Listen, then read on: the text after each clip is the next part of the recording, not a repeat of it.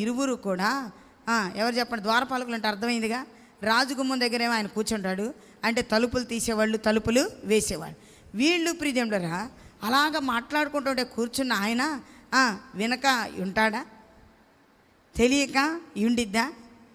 ఈయన ఎస్తేరు యొక్క తండ్రి ఇక అక్కడ ఉన్నాడు అనేని చూడండి.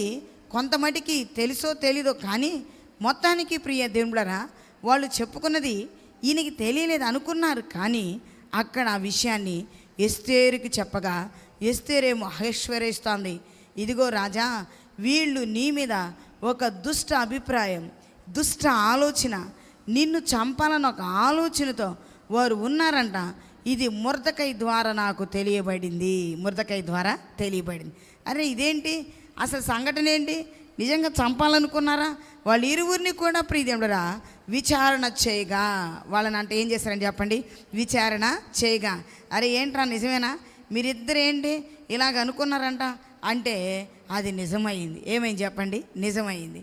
నిజంగానే వాళ్ళు ప్రియ దేవుని బిడ్డలారా రాజుగారిని చంపాలనుకున్నారు అన్న విషయము అక్కడేమైపోయింది చెప్పండి? ఏమైంది చెప్పండి? ఏమైంది? నిజమైంది. అప్పుడు వీరిరువురు కూడా ఒక్క క్షణం కూడా బ్రతకటానికి వీల్లేదు. వెంటనే ఒక చెట్టుకు వారిని ఉరి తీయమని చెప్పగా వారిరువురు కూడా ఉరి తీయబడి చనిపోయారు.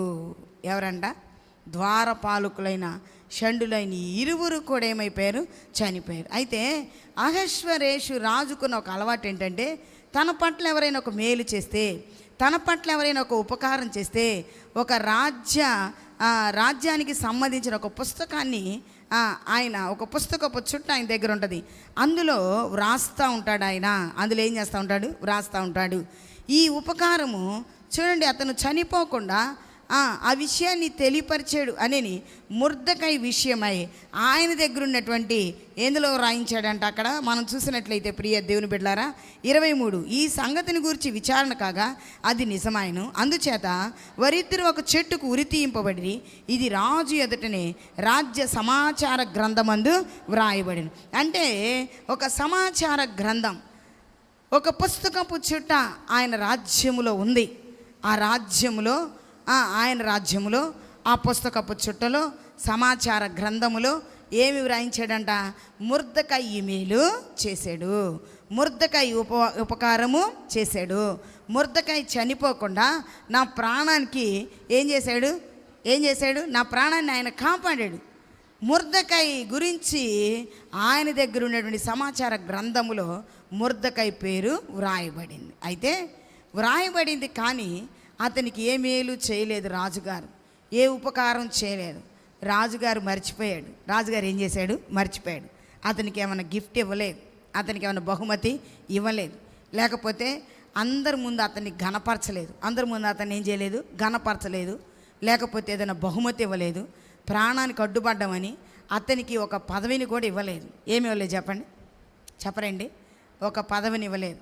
అంటే అక్కడ ఉంటాయి కదా పోస్టులు, ఏదో ఒకటి అతనికి ఇవ్వలేదు.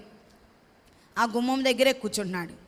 రాజుగారికి నేను ఇంత మేలు చేస్తే నాకెందుకు ఒక పదవి ఇవ్వలేదు, లేకపోతే ఎందుకు నన్ను ఘనపరచలేదు, ఎందుకు ఒక బహుమతి కూడా ఇవ్వలేదు, రాజుగారు ఏంటి వెంటనే మర్చిపోయాడు అన్న ఆలోచన కొంచెం కూడా ఎవరికి రాలేదండి? మొర్దెకైకి రాలేదు.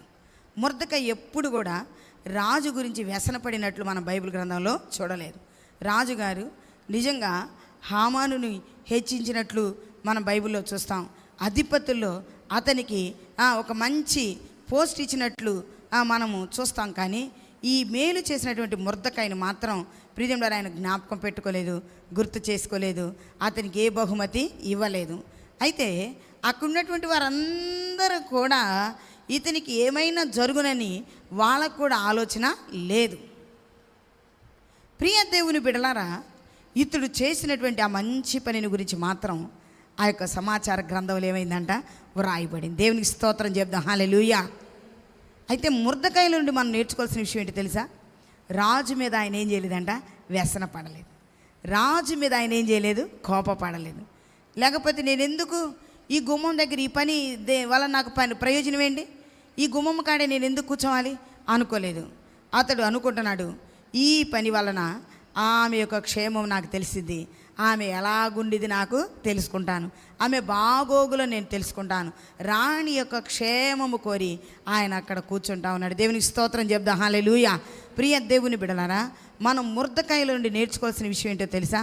మనకు జీవితంలో దేవుని కోసం కొన్నిసార్లు మనకు జీవితంలో ఏమేమో చేస్తూ ఉంటాం. అనిపిస్తూ ఉంటుంది, ప్రభువా నీ కోసం నేను ఇంత ప్రార్థన చేస్తున్నాను, నీ కోసం ఇంత పరిచర్య చేస్తున్నాను, నీ కొరకు నేను ఈ చేశాను, ఏంటి నాయనా నన్ను ఇంకా జ్ఞాపకం చేసుకోలేదని కొన్నిసార్లు మనం దేవుని ప్రశ్నిస్తూ ఉంటాం. దేవుని ఏం చేస్తాం చెప్పండి? ప్రశ్నిస్తాం. ప్రభువా అయ్యా ఎందుకన్నా ఆయన నువ్వు నన్ను మర్చిపోయావా అనుకుంటూ ఉంటాం. కానీ మన యొక్క జీవితంలో మనం ఏమి చేసినా ఆయన దగ్గర ఒక పెద్ద పుస్తకం ఉంది. స్తోత్రం చెప్దాం. హల్లెలూయా. ఆయన దగ్గర కూడా, మన రాజు అయిన యేసయ్య దగ్గర కూడా ప్రియ దేవులారా, మనం మేలు చేసినా, మన యొక్క జీవితంలో ఒక పని చేసినా, దేవుని కొరకు నువ్వేమి చేసినా, లేకపోతే ఉపకారం చేసినా, లేకపోతే మనుషులకి లేకపోతే ఉపకారాలు చేసినా, అన్నీ కూడా ఆయన సన్నిధిలో జ్ఞాపకార్థంగా ఉంటాయి. ఎలాగుంటాయి చెప్పండి? జ్ఞాపకార్థంగా. రాజు కాడే ఒక సమాచార గ్రంథం ఉందంటే, రాజులకే రాజు, ప్రభులకే ప్రభు అయిన యేసయ్య దగ్గర ఇంకొక పెద్ద పుస్తకపు చెట్టు ఉంది. దేవునికి స్తోత్రం. హల్లెలూయా. అందుకే ప్రకటన గ్రంథంలో మనం చూస్తాం, ఆయన దగ్గర ఉండిన గ్రంథాలు ఒకరోజు ఏమవుతాయంట? విప్పబడతాయి. ఏమవుతాయి చెప్పండి? విప్పబడతాయి. గ్రంథాలు ఏమవుతాయంట? తెరవబడతాయి. ఆ గ్రంథాల్లో మన పేరులు ఉంటాయి, మనం చేసిన పనులు ఉంటాయి, ప్రభు కొరకు ప్రయాసపడినవి ఉంటాయి, ప్రభు కొరకు ఏమేమి చేసామో అన్నీ కూడా వ్రాయబడి ఉంటాయి. ప్రియదేవులారా, మనం జ్ఞాపకం చేసుకున్నట్లయితే అపొస్తలుల కార్యాలు 10వ అధ్యాయంలో నిజంగా అక్కడ ఇటలీ పటాలం అనబడిన పటాలంలో కొర్నేలి అని ఒక భక్తిపరుడు మనము చూస్తాం. ఇతడు ఇంటి వారందరితో కూడా భయభక్తులు కలిగిన వాడు, ఎల్లప్పుడూ దేవునికి ప్రార్థన చేయవాడు, దేవుని సన్నిధిలో ప్రార్థన చేయవాడు, ప్రజలకు బహు ధర్మ కార్యములు చేసిన వ్యక్తి. అయితే 3 గంటల సమయంలో అతనికి ఒక స్వరం వినబడుతుంది. చదువుదామా? అతడు చేసినవన్నీ కూడా నా సన్నిధిలో జ్ఞాపకార్థంగా ఉన్నాయి కొర్నేలి అని దేవుడు ఆయనతో మాట్లాడిన మాటను ఒక్కసారి మనం చదువుకుందాం. అపొస్తలుల కార్యాలు 10వ అధ్యాయము, అపొస్తలుల కార్యాలు 10వ అధ్యాయం 4వ వచనాన్ని చదువుకుందామా? అతడు దూత వైపు తేరి చూచి భయపడి, ప్రభువా ఏమని అడిగాను. అందుకు దూత, నీ ప్రార్థనలను నీ ధర్మ కార్యములను దేవుని సన్నిధికి జ్ఞాపకార్థముగా చేరినవి. దేవునికి స్తోత్రం. హల్లెలూయా. ప్రియ దేవుని బిడ్డలారా, దేవుని సన్నిధిలో మనం చేసే ప్రతిదీ కూడా ఎలాగుంటాయి అంటే జ్ఞాపకార్థంగా ఉంటాయి. నమ్మిన వాళ్ళందరూ గట్టిగా స్తోత్రం చెప్పండి. ఇంకోసారి గట్టిగా చెప్దాం. హల్లెలూయా. నీవు చేసిన ప్రార్థనలు, నీవు చేసిన ధర్మ కార్యములు నా సన్నిధిలో ఎలాగున్నాయి చెప్పండి? జ్ఞాపకార్థంగా ఉన్నాయి. అంటే ఆయన గురించి అక్కడ ఏమైంది? వ్రాయబడింది. ఏమైందని చెప్పండి? వ్రాయబడింది. అందుకే ఈ రోజున మనము ఏమి చేసినా దానికి దేవుడు నీకు ఏ బహుమతి ఇవ్వాలో ఆయనకి తెలుసు. ఎవరికి తెలుసు? యేసయ్యకి తెలుసు. యేసయ్య తగిన సమయంలో మనకు అనుగ్రహిస్తాడు. తగిన సమయంలో ఏం చేస్తాడు చెప్పండి? అనుగ్రహిస్తాడు. తగిన సమయంలో ప్రియదేవులారా మనల్ని హెచ్చిస్తాడు. తగిన సమయంలో నీకు ఏది కావాలో అది అనుగ్రహిస్తాడు. ఎవరని చెప్పండి? యేసయ్య. ఈ యొక్క ముర్దకై చేసిన పని జ్ఞాపకార్థంగా ఎక్కడ వ్రాయబడిందంట? రాజు యొక్క గ్రంథములో వ్రాయబడింది. రాజుగారి దగ్గరుండే గ్రంథములో వ్రాయబడింది. చూడండి ఎంత గొప్పగా ఆ దినాన్ని వ్రాయించాడండి. అంటే మరుసటి రోజు రాద్దామని అనుకోలేదు రాజుగారు, లేకపోతే రాసేటటువంటి వ్రాతగ్రాండ్రు కూడా తర్వాత రోజు రాద్దామని అనుకోలేదు. కానీ ఈ సంఘటన జరిగిన మరుక్షణమే మొర్దెకై పేరు అక్కడ ఏమైందంట? వ్రాయబడింది. చూడండి, ఒక ఇహలోక రీతిగా ఒక రాజుగారే చేసిన మేలుని వెంటనే ఆ పుస్తకపు చుట్లో వ్రాయిస్తే మన దేవుడు, మన తండ్రి నిజంగా మన గురించి ఇంకా ఎంత వ్రాస్తున్నాడండి. మన పేరు దగ్గర మనం ఏమేమి చేస్తున్నామో, దేవుని కొరకు ఏమేమి చేస్తున్నామో అన్నీ కూడా మన పేరు దగ్గర ఏమవుతాయి చెప్పండి? వ్రాయబడతాయి. ప్రియ దేవుని బిడ్డలారా, జ్ఞాపకం చేస్తూ ఉన్నాను. అయితే మొర్దెకై నిజంగా ఆ సంగతి మర్చిపోయాడు. రాజుగారు మర్చిపోయాడు. అయితే అనుకుంటా ఉన్నాడు, ఒకరోజు ఏంటి నేను అందరికీ మేలు చేస్తున్నానా లేదా, ఉపకారం చేస్తున్నానా లేదా, ఒక్కసారి నా పుస్తకపు చుట్టను చూద్దాం, ఒక్కసారి ఈ సమాచార గ్రంథాన్ని చూద్దాం. నేను రాజ్యంలో ఎవరినైనా మర్చిపోయినా, ఎవరికైనా మేలు చేసే విషయంలో మర్చిపోయినా, నాకు ఉపకారం చేసినటువంటి వారికి మేలు చేయకుండా ఏమైనా మర్చిపోయినా అనుకున్నాడు. కానీ తర్వాత రోజు ప్రియదేవులారా మరలా అనుకున్నాడు, నేను ఒక్కసారి ఆ పుస్తకపు చుట్టను చూద్దాం అనుకున్నాడు. ఎందుకు అనుకున్నాడు తెలుసా? ఆ రాత్రి ఆయనకి నిద్ర పట్టలేదు. ఎవరికి? రాజుగారికి. రాజుగారికి ఏమవలేదంట, నిద్ర పట్టలేదు. నిద్ర పట్టకపోతే ఏం చేశాడు తెలుసా? ఆ పుస్తకపు యొక్క ఏంటంటే చెప్పండి, ఆ పుస్తకాన్ని తెమ్మని ఆ రాజ్యపు సమాచార గ్రంథాన్ని తెప్పించుకున్నాడు. ప్రియ దేవులరా, 6వ అధ్యాయం 1వ వచనం చూడండి. ఆ రాత్రి నిద్ర పట్టకపోయినందున రాజ్యపు సమాచార గ్రంథము తెమ్మని రాజు ఆజ్ఞగా అది రాజు ఎదుట చదివి వినిపింపబడెను. ఏమని వినిపింపబడుతుందండి? ద్వారపాలకులైన బిగ్ధాను, తెర్షాను రాజు యొక్క 2 నపుంసకులు రాజు అయిన అహష్వేరోషును చంప ప్రయత్నించిన సంగతి మొర్దెకై తెలిపినట్లు అందులో వ్రాయబడి ఉంది. ఈ సంగతి ఎవరు చదివారు? ఏమనమ్మా మాకు తెలీదు, గప్చుప్ సమార్ బుడ్డి.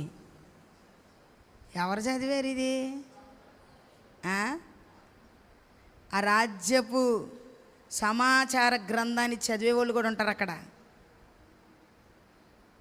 ఏంటంట? ఆ సమాచార గ్రంథాన్ని తీసుకొచ్చి ఏం చేశారంట? చదివి వినిపింపజేశారు. ఏమని వినిపింపజేశారు? ద్వారపాలకులైన బిగ్ధాను, తెరుషు అనే 2 నపుంసకులు రాజు యొక్క అహష్వేరోషును చంపటానికి ప్రయత్నించిన సంగతిని ఈ విషయం ఎవరు తెలియజేశారు? మొర్దెకై తెలియచేశాడు అని ఆ రాజ్యపు సమాచార గ్రంథములో వ్రాయబడినట్టుంది. వెంటనే అడుగుతున్నారనే, నిజమేరా ఇది? అప్పుడు ఇలాగున అతడు చేశాడని చెప్పారు. అసలు అతనికి మనం ఏమైనా ఇచ్చామా? ఏమైనా బహుమతి అతనికి ఇవ్వబడిందా? అతనికి ఏమైనా ఘనత చేయబడినా అని రాజు అతని సేవకులను అడిగితే వాళ్ళు అంటారు, రాజా అసలు అతనికి ఏ బహుమతి మనం ఇవ్వలేదయ్యా, అసలు అతన్ని గణపరచలేదయ్యా, కనీసం ఏమాత్రం అతని పేరు బయటికి రాలేదయ్యా. మిమ్మల్ని చంపటానికి ప్రయత్నించినటువంటి వారిని ఇదిగో ఇదిగో వారేనని చెప్పినటువంటి వాడు మొర్దెకై అని ఎవరికి కూడా తెలియదయ్యా. అవునా? అతనికి ఏ బహుమతి ఇవ్వబడలేదా? నిజంగా నా ప్రాణం కోసం అంత త్యాగం చేస్తే అతనికి ఏ బహుమతి ఇవ్వలేదా? అతనికి ఏ బహుమతి ఇవ్వలేదా? అతనికి ఏ ఘనత చేయబడలేదా? అతనికి ఏమి ఇవ్వబడలేదా అని అడుగుతూ ఉండగానే, అతని సేవకులను అడుగుతూ ఉండగానే వాళ్ళు అంటారు, రాజా ఏ బహుమతి ఇవ్వలేదయ్యా, అతనికి ఏ ఘనత కలగలేదు నాయన, ఏ ఘనత కలగలేదు నాయన అని సేవకులు అతనితో చెప్పుతుండగా ఈలోపే హామాను ఆవరణం నిలబడి ఉన్నాడు. ఎవరని చెప్పండి? ఈడు దుష్టుడు, యూదులకే దుష్టుడు. యూదులందరూ చనిపోవాలని ఒక తాకీదులు రాయించిన వ్యక్తి. అసలు టార్గెట్ అంతా ఎవరి మీద ఉందంటే మొర్దెకై మీదే ఉంది. మొర్దెకైని చంపాలి ఎలాగైనా అన్న ఒక ఆలోచనతో యూదులందరిని కూడా చంపాలని వీడేం చేశాడు? తాకీదులు రాయించి రాజుగారి ముద్ర వేయించినోడు ఎవరంట? హగాగీయుడైన హామాను. పొద్దున్నే వచ్చి ఆవరణంలో ఉన్నాడు. ఎవరు? హామాను. ఎందుకో తెలుసా? మొర్దెకైని ఉరిదీయాలని చెప్పాలని వచ్చాడు. ఏం చేయాలని వచ్చాడు? చెప్పాలని. అయితే అతడు చెప్పకముందే రాజు అంటున్నాడు, ఒక్కసారి హామాను లోపలికి రమ్మనండి. హామాను ఎక్కడికి రమ్మన్నాడు? లోపలికి. లోపలికి రాగానే రాజు అంటున్నాడు, ఓ హామాను మంత్రి, రాజు గణపరిచేటటువంటి వానికి ఏం చేయాలి ఒకసారి చెప్పు నువ్వు అనుకుంటున్నాడు. రాజుగారి దృష్టిలో నేనే ఉన్నా, నన్ను గణపరచక ఎవరిని గణపరుస్తాడు? నన్నే గణపరుస్తాడు ఎవరు? రాజుగారు. నన్నే హెచ్చిస్తాడు, నన్నే ఏం చేస్తాడు? హెచ్చిస్తాడు. అందుకే ఏమంటాడు తెలుసా? రాజు ఎక్కిన గుర్రం ఎక్కాలయ్యా, రాజు వేసుకునే వస్త్రాలు వేసుకోవాలయ్యా. ఏంటంటే చెప్పండి, రాజు వేసుకునే వస్త్రాలు. 6వ వచనం చూడండి. రాజు గణపరచను అపేక్షించే వానికి ఏమి చేయవలని రాజు అతను అడగా, హామాను నన్ను కాక మరి ఎవరిని గణపరచును?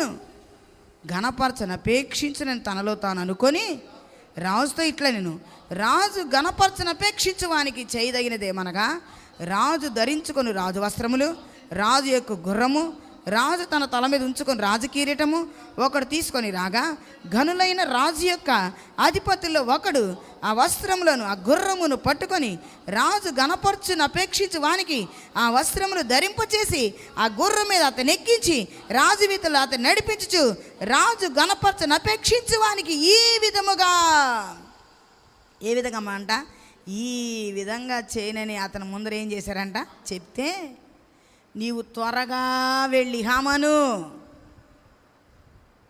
ఆలస్యం చేయకుండా త్వరగా వెళ్ళి నా గుమ్మమ్మ కాడున్న ముర్దకాయకి ఆ పని చేయి.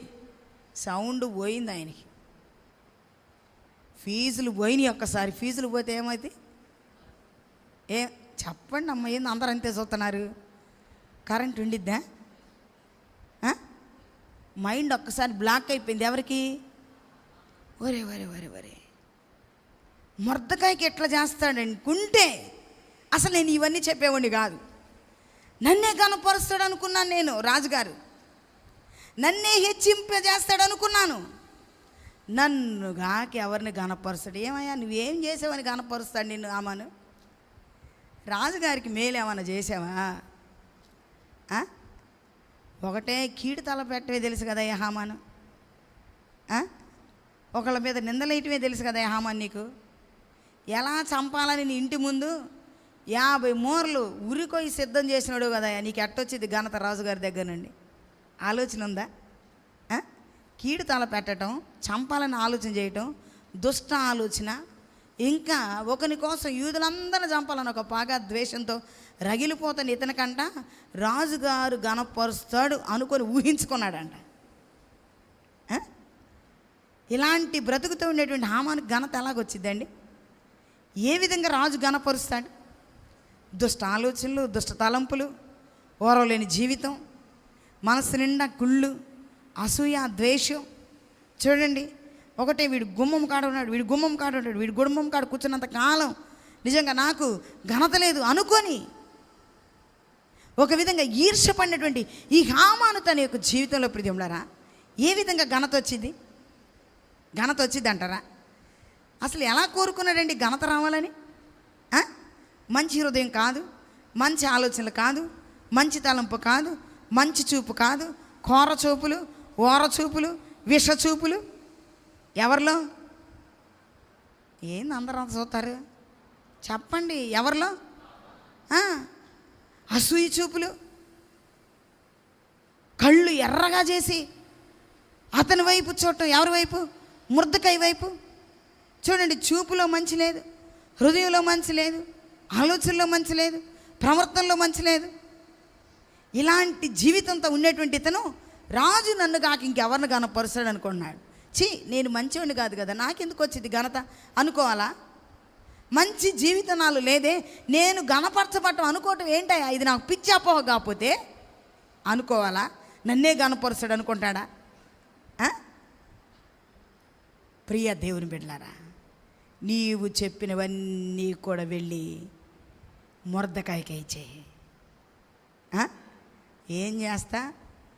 రాజు ఎక్కే గుర్రాన్ని తీసుకొని వెళ్ళాడు, రాజ వస్త్రాలు, రాజ కిరీటం ఇవన్నీ తీసుకెళ్ళి మొర్దకాయ ఎక్కయా?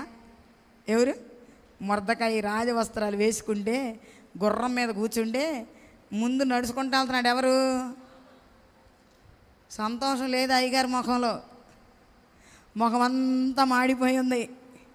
ఏం చెప్పండి? అందరు కూడా ఎవరిని కనపరుస్తున్నారు? మొర్దకాయని. అందరూ కూడా ఎవరిని హెచ్చింపజేస్తున్నారు? మొర్దకాయ. అరే రాజుని చంపాలనుకున్నటువంటి వారిని కనిపెట్టిన వాడంట. అయ్యో నిజంగా వీనికి ఈ విధమైనటువంటి ఘనత ఎందుకో తెలుసా? ఈ విషయాన్ని రాజుగారికి తెలియజేశారంట. అయినా అది ఎప్పుడో జరిగింది కదా, ఇప్పుడు ఎందుకు బయటకు వచ్చిందంటే అది సమాచార గ్రంథంలో వ్రాయబడిందంట. అరే అవునా, ఇన్ని దినాలు ఇన్ని సంవత్సరాలైనా నిజంగా మన రాజుగారికి ఎంత ఉపకార బుద్ధి అండి. రాజుగారు మర్చిపోకుండా నిజంగా ఈరోజు ఘనపరుస్తున్నాడే, ఈరోజు మొర్దెకాయిని హెచ్చింపజేస్తున్నాడే. ఈరోజు నిజంగా ఎంత ఘనత అండి! రాజుగారు వేసుకునే వస్త్రాలు, రాజుగారు పెట్టుకునే కిరీటం, రాజుగారు ఎక్కే గుర్రం, నిజంగా అహశ్వరేషు యొక్క ఆ దేశంలో ఉన్న ప్రతి ఒక్కరు కూడా అందరూ చూసి నిజంగా ఘనుడంటే ఇతడండి, ఇతనికి ఎంత ఘనత వచ్చిందండి, ఇంత ఘనతకి కారణం రాజు కదా, ఇంత ఘనతకి కారణం రాజు చెప్పబట్టి కదా, ఇంత ఘనతకు నిజంగా ఏంటి చెప్పండి కారణం, రాజు చెప్పిన దాన్ని బట్టి ఇతనికి ఈ విధంగా జరుగుతుంది. స్తోత్రం చెప్దాం, హల్లెలూయా. ప్రియ దేవుని బిడ్డలారా, మన యొక్క జీవితంలో మనల్ని ఎరిగినటువంటి దేవుడు, సమస్తాన్ని ఎరిగిన సృష్టికర్త అయిన దేవుడు, తగిన సమయమందు హెచ్చించే దేవుడు కనుక ఆయన బలిష్టమైన చేతుల క్రింద మనం ఎలాగుండాలంట, ఒదిగి ఉండాలి. నువ్వెప్పుడు గణపరుస్తావు అని ఆతురపడిన అవసరంలా. ఆయన మనల్ని గణపరచాలి అనుకుంటే దేవుడు అంటాడు, పెంట కుప్ప మీద నుండి ఎవరిని పైకి లేవనెత్తాడంట.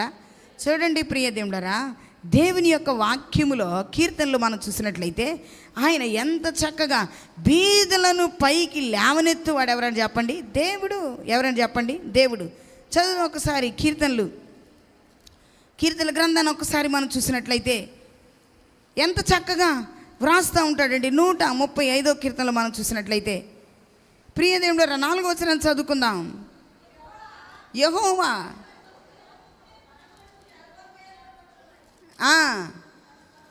పెంట కుప్ప మీద నుండి బీదలను ఆయన ఏం చేస్తాడంట, పైకి లేవనెత్తువాడు ఎవరంటే చెప్పండి, మన దేవుడైన యెహోవా. ఇది ఎవరికి సాధ్యం చెప్పండి, దేవునికే సాధ్యం. స్తోత్రం చెప్దాం ఒకసారి, హల్లెలూయా. గట్టి స్తోత్రం చెప్దాం, హల్లెలూయా. ఇంకోసారి గట్టి స్తోత్రం చెప్దాం, హల్లెలూయా. 113వ కీర్తనలు 113 8వ వచనం చదవండి. 7-8 వచనాలు. ప్రధానులతో, తన ప్రజల ప్రధానులతో వారిని కూర్చుండబెట్టుటకై ఆయన నేల నుండి దరిద్రులను లేవనెత్తువాడు, పెంట కుప్ప మీద నుండి బీదలను పైకెత్తువాడు. దేవుని స్తోత్రం చెప్దాం, హల్లెలూయా. ఆయన గణపరచాలనుకుంటే నువ్వు పెంట కుప్ప మీద ఉండా లేవనెత్తాడు, నీవు దెబ్బల మీద ఉండా లేవనెత్తాడు, నీవు నేల మీద ఉన్న దేవుడు ఏం చేస్తాడు, లేవనెత్తాడు. అయితే నీ హృదయ స్థితి దేవుని దగ్గర ఎలాగుండాలి చెప్పండి, ఎలాగుండాలి, దేవుని దగ్గర ఎలాగుండాలి, ఆయన కొరకు నీ జీవితంలో ఆయన యొక్క సన్నిధిలో ఆయనకి ఇష్టమైన పనులు చేస్తూ ఆయనకి నచ్చినట్టు మెచ్చినట్టుగా మనం ఉండినప్పుడు, ప్రియదేవుడరా, ఆయన కొరకు బ్రతుకుతున్నప్పుడు, ఆయన పనులు నమ్మకంగా మనం చేస్తున్నప్పుడు దేవుడు ఏం చేస్తాడు చెప్పండి, తప్పకుండా నేలన కూర్చున్నటువంటి మొర్దకాయని ఆ రాజు ఏం చేశాడు, లేవనెత్తాడు. ఈరోజు మన రాజు ఏం చేస్తాడంట, నేల నుండి మనల్ని లేవనెత్తాడు. దేవుని స్తోత్రం, హల్లెలూయా. పెంట కుప్ప మీద నుండి దేవుడు ఏం చేస్తాడు, లేవనెత్తుతాడు. ఏం చేస్తాడు చెప్పండి, లేవనెత్తాడు. మన స్థితిగతులను మారుస్తాడు. ప్రియదేవుడరా, ఎవరికి అందనంత ఎత్తులోనికి దేవుడు ఏం చేస్తాడు చెప్పండి, తీసుకెళ్తాడు. అయితే అయ్యా ఇంకా ఏంటి అని మనం త్వరపడటం కాదు, కానీ ఆయన తలుచుకుంటే ఏం చెప్పండి, ఒక నైట్లోనే నిన్నేం చేయగలడు, హెచ్చింపగలడు. దేవుని స్తోత్రం, హల్లెలూయా. ఒక రాత్రిలోనే ఒక సూపర్ స్టార్గా నిన్ను మార్చగలడు. ఎవరంట, దేవుడు. ఎవరని చెప్పండి, దేవుడు. మొర్దకాయ అనుకున్నాడా నా స్థితి ఇలా మారిద్దని? మొర్దకాయ అనుకున్నాడు అంతకంత కలిగిద్దని, అంతగా హెచ్చించబడతాడని అనుకున్నాడండి? ఈ రాత్రికాలంలో ప్రియ దేవుని బిడ్డలారా, ఈ రాత్రికాలంలో ప్రభు యొక్క బలిష్టమైన చేతుల క్రింద ఒదిగి ఉండండి. తగిన సమయంలో దేవుడు ఏం చేస్తాడు, హెచ్చిస్తాడు. తగిన సమయంలో దేవుడు ఏం చేస్తాడు, ఘనపరుస్తాడు. ఏం చేస్తాడు మాట్లాడాలి అందరూ. ఏం చేస్తాడు, ఘనపరుస్తాడు. తగిన సమయంలో నిన్నేం చేస్తాడు, లేవనెత్తుతాడు. ఏం చేస్తాడంట, లేవనెత్తుతాడు. తగిన సమయంలో ప్రియ దేవుని బిడ్డలారా ఏం చేస్తాడంట, మనకు నిజంగా కిరీటాలను దేవుడు ఇస్తాడు. ఆ యొక్క సంతోష వస్త్రం, నిజంగా రాజవస్త్రాలు ధరించుకోవటం ఏంటంటే మాలు విషయమా, నిజంగా ఆనందకరమైనటువంటి వస్త్రాల్ని ప్రభు మనకేం చేస్తాడు, ఇస్తాడు. ఒక రాణిలాగా దేవుడు నిన్ను చూస్తాడు. ఒక గొప్ప స్థితిలో ఎవరికి అందనంతగా నిన్ను చూడగానే, అరే నిజంగా ఒకప్పుడు ఆ స్థితి అండి, నిజంగా ఇంత గొప్ప స్థితిలోనికి మనుషులు ఎవరు తీసుకెళ్ళలేదండి. ఈమెను ఎవరు తీసుకెళ్ళారు, దేవుడు. ఈ బిడ్డను ఎవరు తీసుకెళ్ళారు, దేవుడు. ఎవరని చెప్పండి, దేవుడు. అలాగ హెచ్చించులాగునా ఎవరు బలిష్టమైన చేతి కింద ఉండాలి? దేవుని బలిష్టమైన చేతి కింద ఉండాలి. కానీ అయ్యా ఏంటి నాయన మర్చిపోయావు నన్ను, ఇంత ప్రయాసపడుతుంటే ఏంటి నాయన మర్చిపోయావు, ఏంటి నాయన నన్ను చిన్న చూపు చూస్తున్నావు, ఏంటి నాయన ఇంకా పెంటకొప్ప మీదే ఉంచావు, ఏంటి నాయన ఇంకా గోళ్ళ మధ్య ఉంచావేంటయ్యా, ఇంకా ఏందో ఒక అనామకుడిలాగా చూస్తున్నావు నన్ను, సమాజంలో అంతే, సంఘంలో అంతే, పని దగ్గర అంతే, ఏంటయ్యా ఇలాగ చూస్తున్నావు. కొంతమంది అక్కడక్కడ ఉంటారు ఇలాగ దేవుని దగ్గర అనేవాళ్ళు. నీ కొరకు ఇన్ని చేస్తాడు, నాకు గుర్తింపు లేదేంటి నాయన, ఏంటంటే ఆధార్ కార్డులోనన్నా నాకు గుర్తింపు ఉంది కానీ నీ సన్నిధిలో నాకు గుర్తింపు లేదేందయ్యా, ఏం చెప్పండి. ఎప్పుడు కూడా మనం ఆయన్ని ప్రశ్నించకూడదు. గణపరిచే టైం ఒకటి ఉంటుంది, బహుమతులు ఇచ్చే టైం ఒకటి ఉంటుంది, హెచ్చించే టైం ఒకటి ఉంటుంది. ఎప్పుడు హెచ్చించాలో ఆయనకి తెలుసు, ఎప్పుడు మనల్ని ఘనపరచాలో ఆయనకి తెలుసు. ఎప్పుడు ప్రియదేవుడరా నీకు బహుమతులు ఇవ్వాలో ఎవరికి తెలుసు చెప్పండి? యేసయ్యకి తెలుసు. ఆయన దగ్గర వ్రాయబడి ఉన్నది కదా, జ్ఞాపకార్థంగా మనం చేసేది ప్రతిదీ కూడా వ్రాయబడి ఉంది కదా. ఆ సమయం కొరకు మనం అందరం కూడా ఏం చేయాలంట? ఎదురు చూడాలి. ఏం చేయాలి చెప్పండి? ఎదురు చూడాలి. ఏం చేయాలంట చెప్పరేంటి? ఏం చేయాలి? ఎదురు చూడాలి. అందుకే దేవుని యొక్క వాక్యంలో నన్ను ఘనపరచు వారిని నేనేం చేస్తాను? ఘనపరుస్తా. నన్ను తృణీకరించు వారు ఏమవుతారు? చూడండి సమూయేలు మొదటి గ్రంథంలో ఈ మాటలు ప్రియదేవుడరా దేవుడు వ్రాయించాడు. అక్కడ ఆ యొక్క సమూయేలుతో చెప్పండినటువంటి మాటలు ప్రియదేవుడరా మనకి కనిపిస్తూ ఉంటాయి. ఒకసారి చూద్దామా? సమూయేలు మొదటి గ్రంథం 2వ అధ్యాయము ఒకసారి మనం జ్ఞాపకం చేసుకుందాం. 30వ వచనం చదువుకుందాం.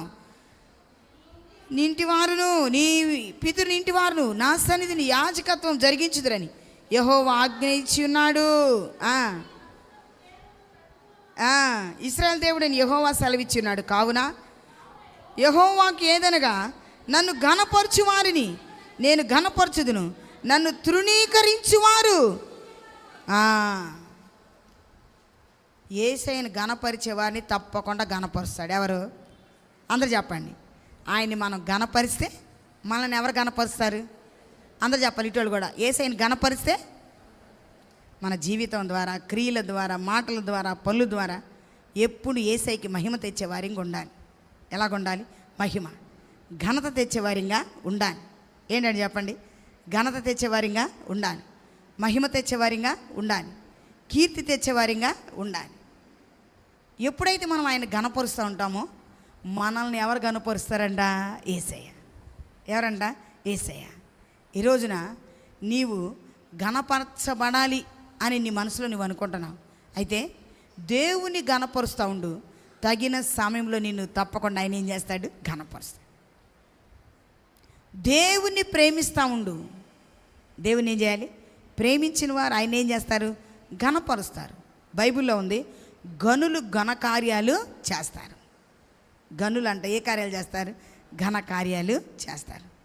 గనులు ఘనకార్యాలు చేస్తారని యెషయా గ్రంథంలో చెప్పిన విధంగా ఈ రోజున ప్రియ దేవుని బిడ్డలారా, దేవుని యొక్క పిల్లలమైన, రాజు అయిన యేసయ్య పిల్లలమైన మన రాజుకి ఎప్పుడు కూడా ఘనత, మహిమ, కీర్తి, ప్రభావములు తెచ్చేవారిగా ఉండాలి. స్తోత్రం చెప్దాం. హల్లెలూయా.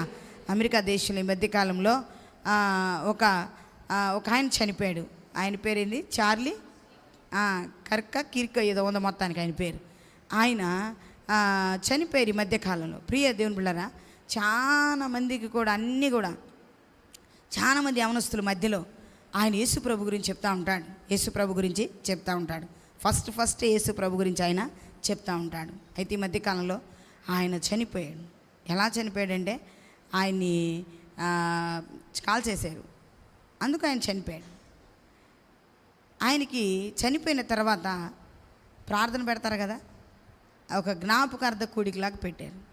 అసలు ఎంతమంది అమెరికా దేశానికి అధ్యక్షుడైన ఆ ట్రంప్ చూడండి, పెద్ద పెద్దోళ్ళందరూ కూడా నిజంగా యేసయ్యని ఘనపరిచారు. యేసయ్యని ఏం చేశారు? ఘనపరిచారు. ఆయన ద్వారా యేసయ్య ఘనత వచ్చింది. యేసయ్య ఘనతే కాదు, యేసయ్య బిడ్డగా ఆయనకు కూడా ఏమొచ్చింది తెలుసా? ఘనత. ఏంటంటే చెప్పండి, చాలా మంచి వ్యక్తి, యవన కాలంలో క్రీస్తును ముందుగా చెప్తాడు. నేను ఈ విధంగా ఉన్నానంటే దేవుడు అంటాడు, ఇంత హెచ్చింపులోనికి వచ్చానంటే దేవుడు అంటాడు, ఈ విధంగా అనేకులు కౌన్సిలింగ్ ఇవ్వగలుగుతున్నట్టు దేవుడు అంటాడు, అనేకులు చెప్పే ప్రశ్నలకు సమాధానం ఇవ్వగలుగుతున్నాను అంటున్నాడంటే నా గొంతులో